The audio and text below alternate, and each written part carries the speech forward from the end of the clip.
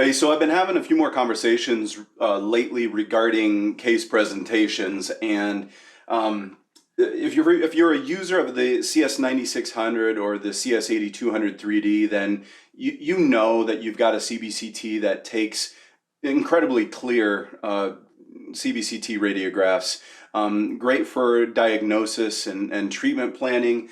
But how can you guys maybe utilize the software a little bit better to improve case presentation or make them just a little bit more impactful and relate better to your patients?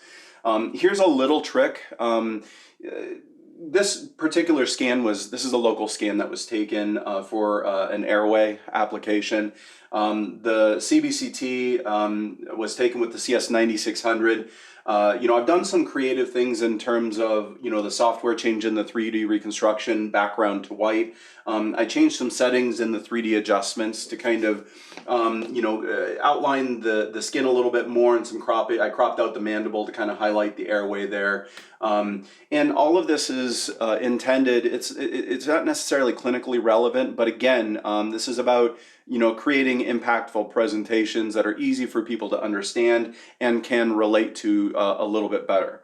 So, in the Carestream Dental 3D viewing software, I didn't know if you knew this, but in each of these workspaces, we've got some tools in the upper left. So we've got tools in the upper left here in the 3D reconstruction and the axial view. They're up there as well. And you guys probably know some of these tools already, the Maximize tool, the tools that allow you to change the orientations of the 3D reconstruction, and so on. But just to the right of the Maximize tool, and if we hover over this, there's an option called Dual Screen.